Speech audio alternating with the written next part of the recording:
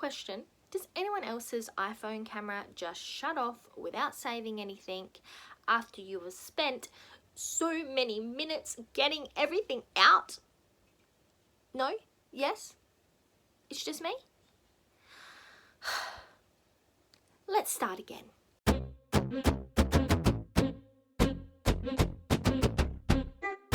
This is my March recap for the Monochromatic Project Pan book edition.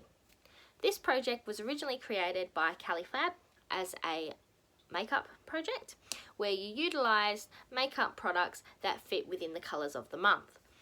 Just a reminder, I'm doing the same thing but using books.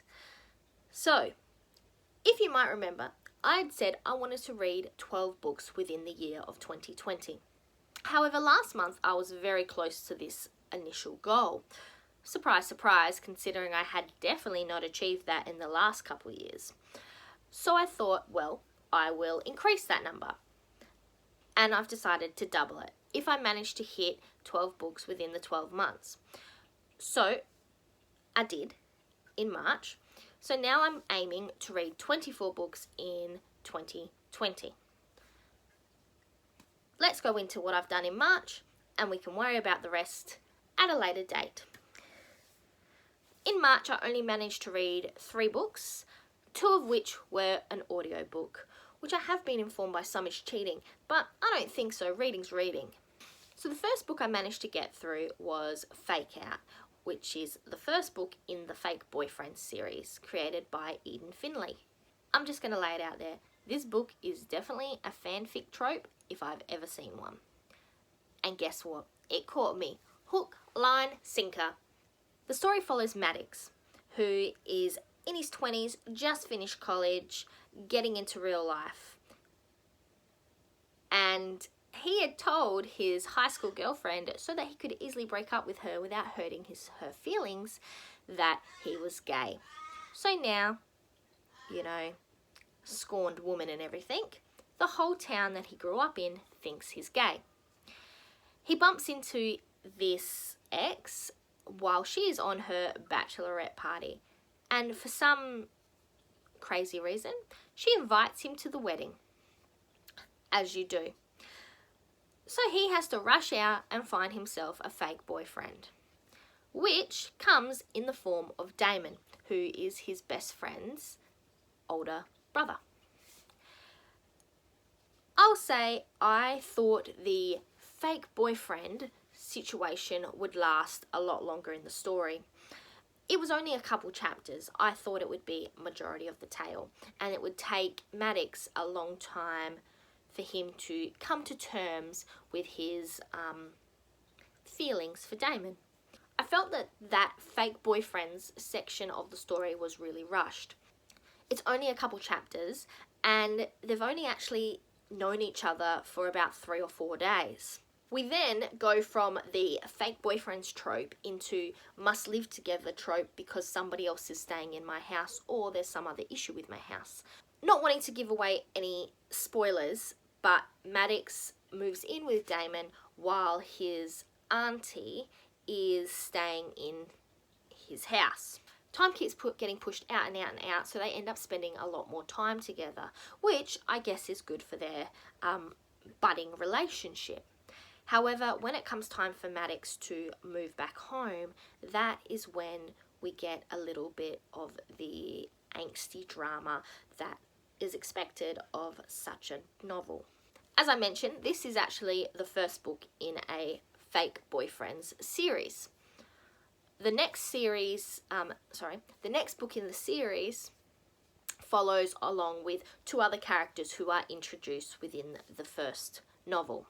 I'm still on the fence for whether I'm going to continue with the series. However, I will be interested in seeing how they take the fake boyfriend trope within the next book, because there will be some fake boyfriends, especially considering the 2 characters who the story focuses around are already gay and out. Moving on to the actual only physical book I read this month, which was Pink Hair and Other Terrible Ideas by Andrea Pyrus. Apologies if I've said that wrong.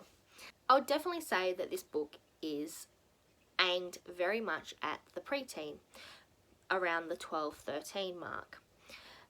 The story follows Jolene, who is a 12-year-old.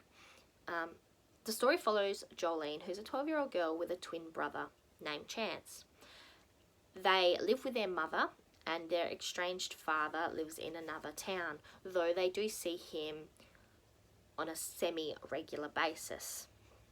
We get the concept very quickly that Jolene and Chance are considered polar opposites, though you can see that I feel a lot of it is Jolene fitting into a role that she feels is designed for her rather than who she actually is. Jolene very much wants to fly under the radar and not be noticed, while Chance, on the other hand, is very much the character that is a bit like, here I am, like me or hate me, it's up to you.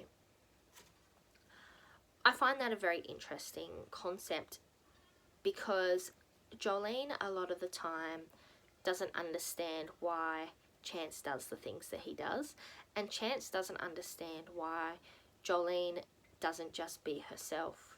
At times, Jolene can be quite hard as a character, though she notes that herself by making comments like, today's the day I realised I'm a bad person. It's interesting to read that in the story, the things that she does or says or worries about that makes her think she's a bad person, where a lot of the times that's not what makes her actions bad. It's how she reacts rather than how she's feeling, if that makes sense. I did enjoy the book, and I very much enjoyed the ending, though I will say it's not one that I would consider a favourite. I also listened to an audiobook for The Sunday Girl by Pip Drysdale. Let me just move in a better position. This book follows Taylor Bishop, and interestingly enough, it's actually written from a perspective of Taylor looking back on what's happened, and there is quite a lot of dialogue where she is speaking to you directly as a reader, with comments such as, if I had known what was going to happen, would have I done what I did? Though she does comment that when you are experiencing the kind of pure rage that she was, that yes, she would have redone it even knowing what would happen. So in saying that, when the book begins, Taylor has just come out of what you consider a major relationship, and she's a bit heartbroken. So the first few chapters deal with the first 10 days after this breakup, and you learn a little bit about Angus, the romantic lead, I guess is what you would say. And you learn a little bit about Angus and the type of person he is. Right then and there, within those first few chapters, you believe that Taylor is coming out of this, what would be considered bad relationship, and it's going to be all smooth sailing from there. Let's just say that's not what happens. I was very angry at a few things that Taylor did, though I found it interesting to see a very manipulative relationship from another side. It's very much a bit of a thriller. You continue along this story with Taylor, and at times you really think that there is going to be no hope in sight. In fact, at certain points, I believe that maybe this story was written from beyond the grave. I don't want to give too much away, though if a little bit of the romantic thrillers are your type of thing, I would definitely recommend giving this book a read. Though please be aware that it does deal with some very heavy topics that for some could be quite triggering. So goals for April. So April's colour is yellow, and my goal is to manage to read in any format 4 books. So I'm Verity. That was the March recap for my Monochromatic Project Pam, and now to the outro.